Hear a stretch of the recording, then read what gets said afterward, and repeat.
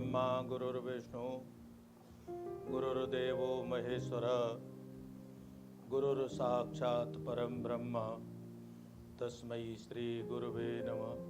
तस्मै श्री गुरुवे नमः। केयर कॉलेज के डायरेक्टर श्री राजकुमार शर्मा जी, दूसरे डायरेक्टर प्रतीक्षा शर्मा जी, आज के अतिथि डॉक्टर अशोक शर्मा जी, तो केयर कॉलेज के सभी शिक्षक, छात्र छात्राओं, आप सबको जन्माष्टमी के पावन पर्व की हार्दिक शुभकामनाएं। आपका जीवन मंगलमय हो, सुखमय हो, सामर्थ्यशाली हो, समृद्धशाली हो।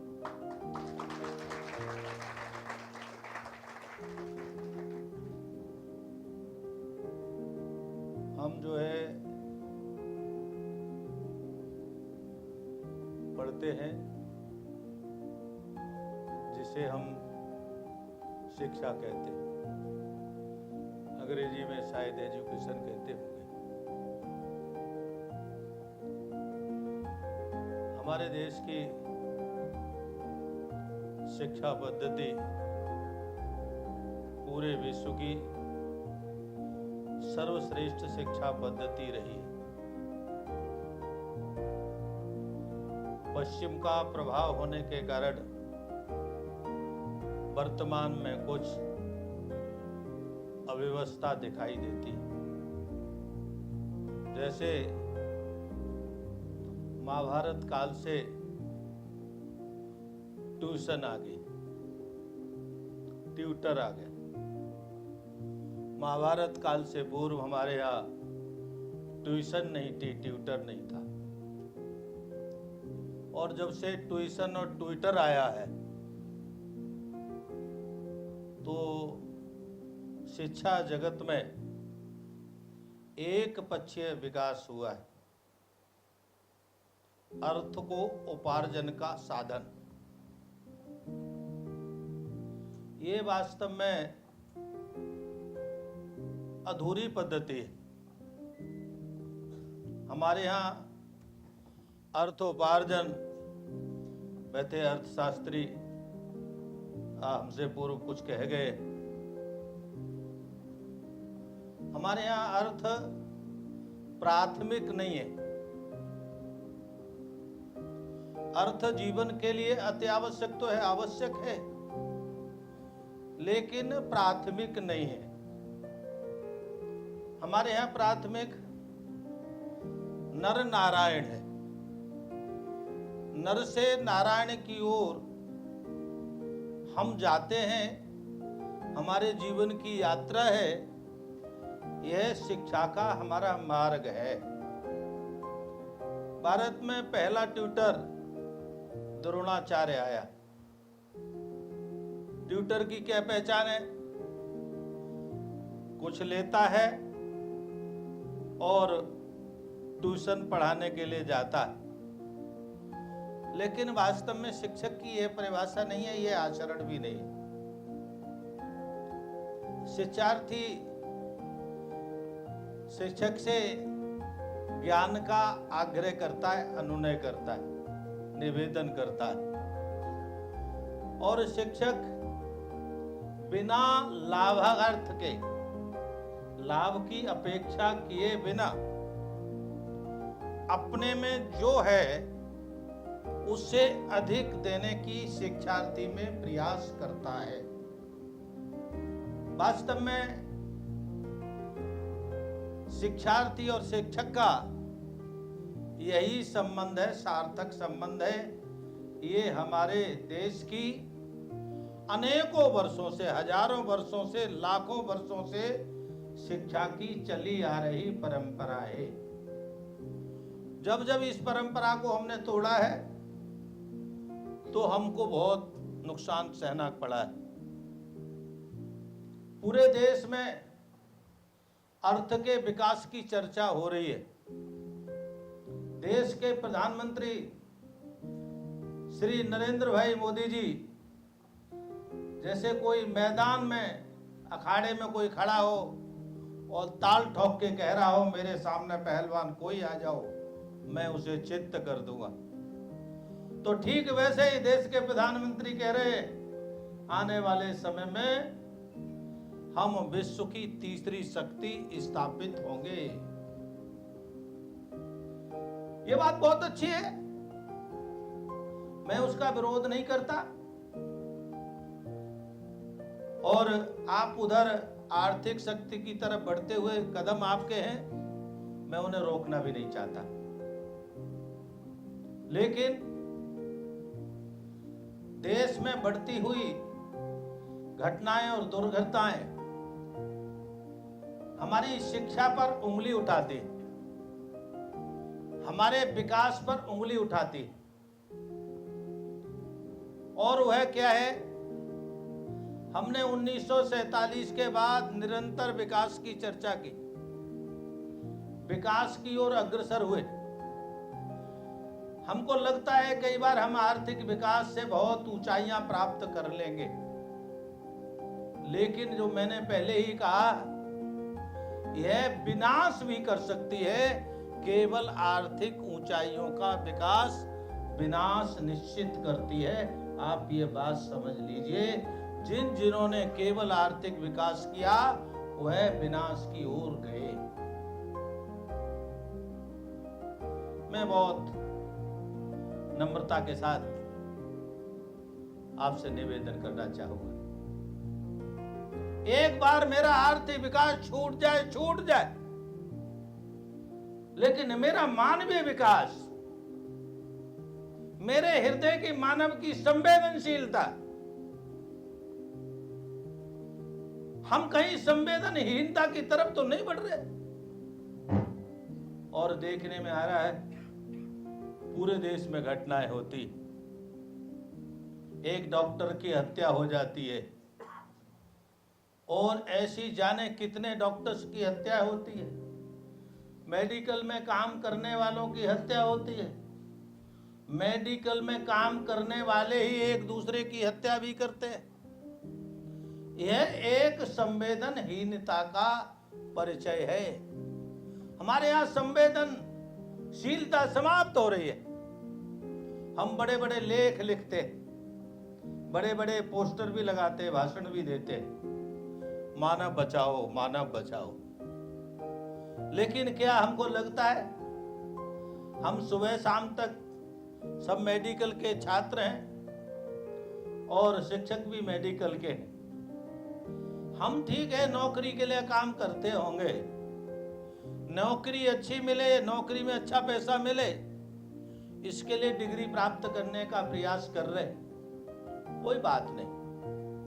लेकिन रास्ते में तड़पता हुआ व्यक्ति जो हमसे जीवन की अपेक्षा करता है, आशा भरी नजरों से हमको देखता है, कोई रास्ते में आता होगा, पीड़ा से करा रहा होगा, कोई आएगा तो उसको देखेगा, उसकी सेवा करेगा, चिंता करेगा। लेकिन देखने में आता है हम मुंह मोड़ कर चले जाते हैं।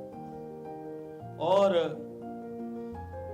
कोरोना ने हमारी वास्तविक स्थिति को क्लियर कर दिया है कि हम कहां संवेदन शून्यता की तरफ बढ़ गए, जहां हम कहते हैं कि जन्म जन्म का हमारा साथ है, जहां हम कहते हैं हम एक दूसरे के लिए जीते हैं, जहां हम मेडिकल में कहते हैं हमारी ये नौकरी नहीं है, सर्विस नहीं है, यह हमारी मानवीय सेवा का हमका सौभाग्य प्राप्त हुआ है। वास्तव में इसमें दो राय नहीं कि जो मेडिकल के लोग हैं उनका परम सौभाग्य है कि सीधे सीधे जो नर से नारायण की ओर जाता है और वही नारायण है, वही नर है, उसकी आप प्रत्यक्ष सेवा करने का आप काम करते हैं। लेकिन थोड़ा सा अगर आप अंतर कर लेंगे तो निश्चित रूप से आपका जीवन, आपके परिवार का जीवन बदल जाएगा। मेरा एम्स ऋषिकेश में कुछ लोगों से संबंध है। कोरोना के दौरान मैंने देखा जो वहां व्यवहार होता था वो अच्छा नहीं होता था और रोगी व्यवहार के अभाव में मौत को प्राप्त करता था। मेरा व्यक्तिगत अनुभव आया, दवा से ज्यादा संवेदनशीलता की आवश्यकता है। मेरे रेफरेंस के द्वारा जितने लोग एम्स में भर्ती हुए, एक भी मृत्यु को प्राप्त नहीं हुआ, सारे लोग सकुशल लौट के आए। और मैंने वहां के डायरेक्टर को कभी फोन नहीं किया। डायरेक्टर से मेरा परिचय है, लेकिन मैंने उनको कभी फोन नहीं किया। आप जो नर्सिंग में काम करने वाले लोग हैं, उसमें नर्सिंग में बहुत सारे लोग मेरे बालक परिचित हैं। मैंने उनको फोन करके एक ही बात बताई, एक ही बात कहता था, आप निश्चित रहिए, जो कोरोना से लड़ने के लिए आपके पास आया है, ये भगवान का साक्षात दूत है। और आप निश्चित रहिए, अगर आप पूरी तन्मयता से काम करेंगे तो कोरोना आपके पास नहीं आएगा। और अनुभव में आया, जो अपनी जिम्मेदारी से बचते थे, डरते थे कोरोना के डर के कारण, उनको कोरोना ने पकड़ा। और जिन्होंने अपनी जिम्मेदारी को अपनी प्रामाणिकता के साथ जिए, एक को भी कोरोना नहीं आया। मुझे खूब स्मरण है। एक बच्ची मेरे पास रही है और उसकी विशेष बात यह है, वह काम आप मत करना। वह कभी स्कूल में पढ़ने नहीं गई, रेगुलर पढ़ी, लेकिन कभी गई नहीं स्कूल में। बहुत दिन बाद मुझे राज प्राप्त हुआ। जब वो पहले दिन ड्यूटी पर जा रही थी तो मैंने उसको एक ही बात कही, अब तक तुमने जो किया वो कोई बात नहीं, लेकिन कल ये सुनने को एम्स में ना मिले कि आपने काम करने में लापरवाही की, ये कोई सूचना ना दे मुझे। उसने इस बात को गांठ पकड़ा है और उसको हमने पूरे कोरोना में सबसे ज्यादा ड्यूटी उसी की लगाई कि जो निकट होता है उसी को कहा जाता है डॉक्टर साहब। एक यहाँ गुरुकुल कांगरी विश्वविद्यालय में सहायक रजिस्ट्रार, वो वहां पर एम्स में डिप्टी डायरेक्टर थे और वापस आ गए थे। संयोग से उनको कोरोना हो गया। 2 हॉस्पिटलों से जाने के बाद एम्स पहुंचे और कोरोना काफी भयंकर स्टेज में आ चुका था और वो निराश हो गए। उनका फोन आया, कहने लगे, गुरुजी अब मेरा जीवन 1-2 दिन का है, मैं बचूंगा नहीं। क्या हुआ? उन्होंने पूरा घटनाक्रम बताया। मैंने उनसे कहा, शर्मा जी अब आपको कोई मार नहीं सकता, आप निश्चिंत हो जाइए, आप अब अवश्य ठीक हो जाएंगे, क्योंकि आपने मुझे फोन कर लिया।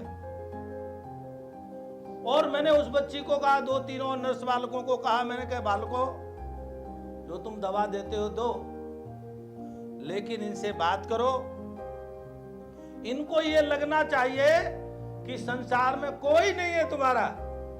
घर वाले तो घुसने नहीं दे रहे घर वालों का, उनको केवल ये अनुभव कराओ कि कोई नहीं है, ऐसा नहीं है, हम तुम्हारे अपने तुम्हारे साथ खड़े हैं।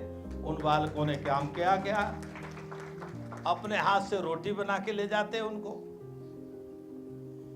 हाथ से खुद दवा देते, 5 मिनट 10 मिनट उनसे बात करते। ये काम अपनी ड्यूटी से एक्स्ट्रा करना पड़ता, लेकिन मन में प्रसन्नता होने के कारण से आज उन शर्मा जी का परिवार उस बेटी के लिए क्या कहता है शब्द, शायद उनकी कीमत नहीं है। पूरा परिवार कहता है कि इस बेटी के कारण से मेरा परिवार सुरक्षित है, ये शर्मा जी लौट के आए। बचाने वाला भगवान है। हमको भगवान ने काम दिया है। भगवान ने हमको एक महत्वपूर्ण काम की जिम्मेदारी दी है। और उस जिम्मेदारी को अगर हम जिम्मेदारी के पूर्वक निभाएंगे तो मैं आपको एक और बता देता हूं,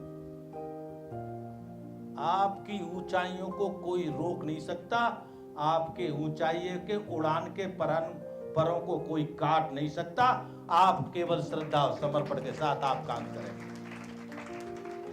आपको ठीक है तनख्वाह तो मिलेगी, वेतन मिलेगा, अर्थ मिलेगा, लेकिन आपकी संवेदनाएं अगर ये हो जाए, आपके हृदय में, हमारे हृदय में ये बात बैठ जाए, भगवान ने मुझे अवसर दिया है, यह मेरे पास आया है, इसको मैं पूरे समर्पण के साथ इसकी सेवा करूंगा, मैं सेवा करूंगी, तो निश्चित रूप से हमारा मार्ग जो भविष्य का मार्ग है वह भी आसान होगा। और भगवान हमारा हाथ समर्पण जो करता है, यह मान करके कि ये नर के रूप में भगवान आया, नारायण आया, हमारे यहाँ नर और नारायण की चर्चा होती है। और आज जन्माष्टमी है, आपको एक घटना कथा है, संस्मरण याद दिला देता हूं। द्रौपदी की भरी सभा में चीरहरण होता है और संवेदनहीनता इतनी बढ़ गई, बड़े बड़े महापुरुष, बड़े बड़े शक्तिशाली लोग बैठे हुए थे, पितामह जैसे लोग बैठे हुए थे, अगर एक हुंकार भरते तो सभा में चीरहरण नहीं होता। बड़े बड़े योद्धा बड़े बैठे हुए थे, लेकिन द्रौपदी चारों तरफ देखती रही और जैसे ही पूर्ण समर्पण के भाव के साथ कन्हैया को याद किया तो कथा आती है कि कन्हैया द्वारिका में भोजन कर रहे थे, रुक्मिणी भोजन करा रही थी। जैसे ही रुक्मिणी ने देखा कि गिलास हाथ रुक गया है, रुक्मिणी कहती है कि प्रभु भोजन करो, लेकिन कृष्ण वहां हो तब ना, क्योंकि एक बार भाव के साथ द्रौपदी ने पुकारा, कृष्ण तुम्हारे बिना मेरा कोई नहीं, मेरा हाथ थामो, मेरी लाज बचाओ। तो कृष्ण द्वारिका में भोजन छोड़कर दौड़े चले आते हैं।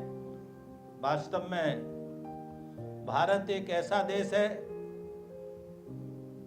विचित्र भी कह लीजिए, विशेष भी कह दीजिए, जिसमें हम रहने के अधिकारी और हम सौभाग्यशाली।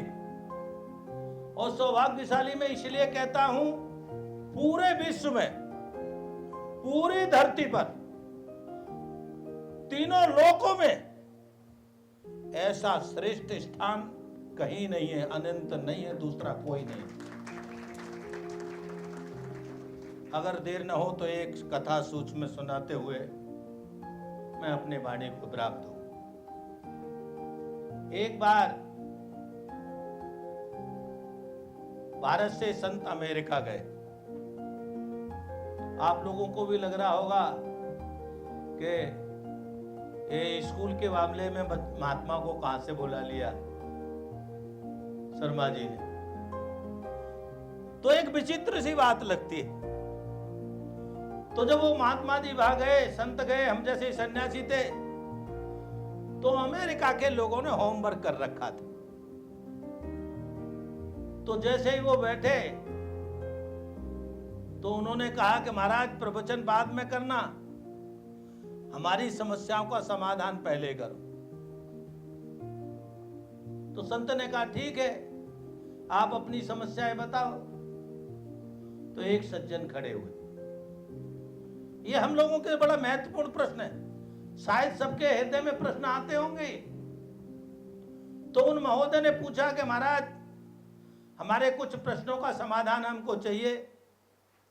और उनमें एक पहला प्रश्न उन्होंने किया कि महाराज आज तक जितने संत आते हैं सब एक बात कहते हैं कि सवै भूमि गोपाल की, और सारी सृष्टि भगवान की, और जर्रे जर्रे में भगवान है, कड़ कड़ में भगवान है।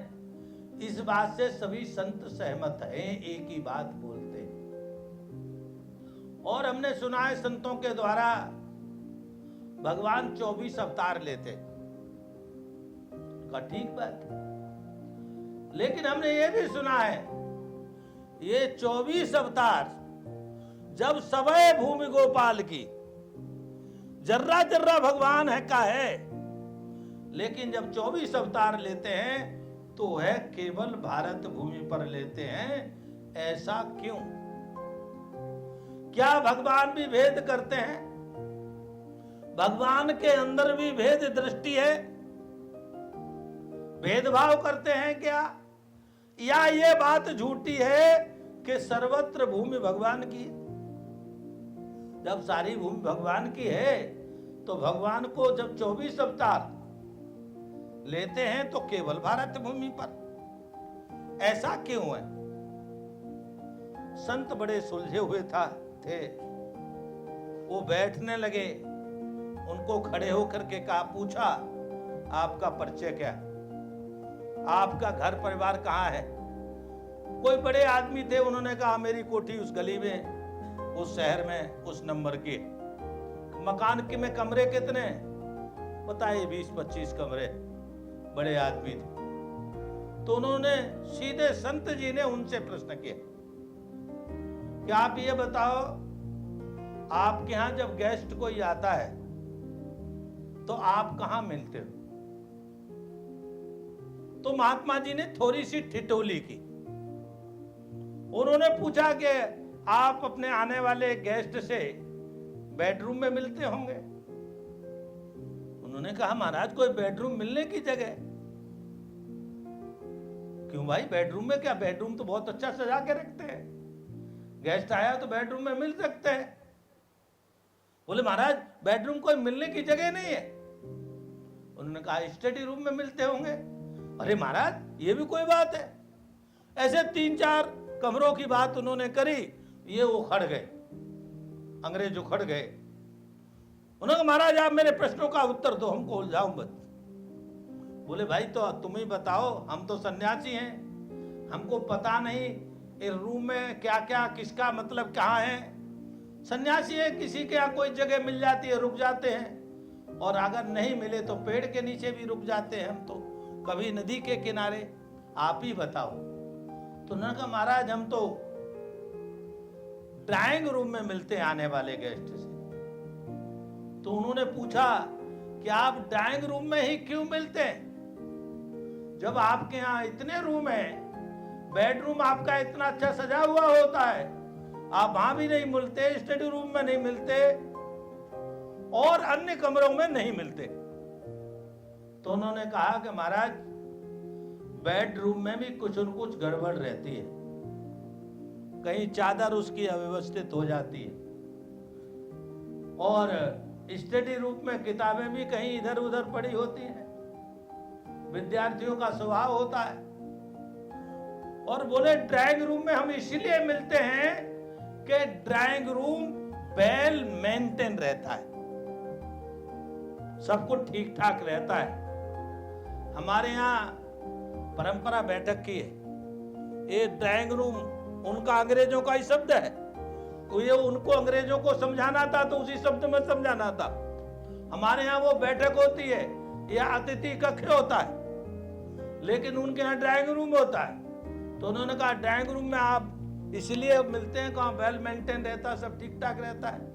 बोले हाँ। तो संत ने कहा कि आपने प्रश्न किया और आपने उत्तर दे दिया, अब मेरे लिए कुछ जवाब देने को रहा नहीं।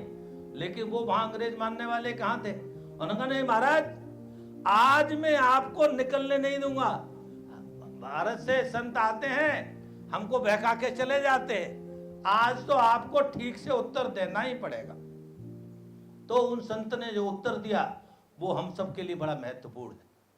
और उन्होंने कहा कि जिस प्रकार से आप अपने ड्राइंग रूम को ठीक ठाक रखते हैं, वेल मेंटेन रखते हैं, क्योंकि उसमें आने वाले गेस्ट से आप मिलते हैं, इसी प्रकार भगवान को जब अपने भक्त से मिलना होता है तो केवल केवल भारत के ड्राइंग रूम में मिलने के लिए आता है। वह भगवान का ड्राइंग रूम, भारत भगवान का ड्राइंग रूम है। और उन्होंने कहा आपको दिखाई देता है हम भगवाधारी, हम कुछ काम नहीं करते, हमारे पास कोई धंधा नहीं है। और भारत के सब लोग, भारत में पैदा होने वाला एक एक व्यक्ति जब कोई आतताई हमारे भगवान के ड्राइंग रूम में थोड़ी बहुत गड़बड़ करता है, अरे भाई आतताई भी आ जाता है नहीं, कई बार गेस्ट बन करके कोई गड़बड़ करने वाला भी आ जाता है, तो हम भारत के लोग भगवान के ड्राइंग रूम को बार बार वेल मेंटेन करने का काम करते हैं और ये हम करते रहे। तो मैं तो सबसे यही कहता हूं, हमको भगवान का ड्राइंग रूम में रहने का अवसर मिला है। आप लोग घर गृहस्थी वाले घर में देखते होंगे, माँ बाप बच्चा कितना ही प्रिय हो, ड्राइंग रूम में अगर गड़बड़ करने लगे तो उसे हाथ पकड़ के बाहर ले आते हैं। वो इसलिए ले आते हैं, कुछ पता नहीं गेस्ट किस समय आ जाए। और भाई हमको तो भगवान के ड्राइंग रूम में रहने का अवसर मिला है, तो हमको भगवान का ड्राइंग रूम वेल मेंटेन करने का अवसर मिला है। इससे बड़ा हमारा कोई परम सौभाग्य दूसरा कोई हो नहीं सकता। और आप सब उसके सौभाग्यशाली है, हम सब बहुत सौभाग्यशाली है। तो मैं तो केवल यही कहूंगा, आप शिक्षा ग्रहण करते हुए, एजुकेशन ग्रहण करते हुए, आपके हृदय में अगर ये भाव आया कि मुझे भगवान ने अपने ड्राइंग रूम में रहने का अवसर इसीलिए दिया है कि मैं इसे बहुत सुंदर सजाऊंगा और विशेष रूप से भावनाओं के साथ सजाऊंगा, संवेदनशीलता के साथ सजाऊंगा, ऐसा अर्थ मैं नहीं कमाऊंगा जो मेरे परिवार और मेरे देश को नष्ट कर दे। मैं ऐसा धन कमाऊंगा जो मेरे परिवार, मेरा देश, मेरा राष्ट्र, मेरा विद्यालय, मेरा गांव की खुशबू पूरे विश्व को सुगंधित करेगी। इस भाव के साथ हम लोग काम करेंगे तो निश्चित रूप से हम पूरे विश्व में अपना सम्मान स्थान पाएंगे। मैं पुनः आज जन्माष्टमी के पावन पर्व की बहुत बहुत शुभकामनाएं, आशीर्वाद, बधाई देते हुए मैं अपने वाणी को विराम करता हूं और पूरे केयर परिवार को, केयर कॉलेज परिवार को भी बहुत बहुत सभी को शुभकामनाएं। आपने मुझे बुलाया, बहुत बहुत धन्यवाद।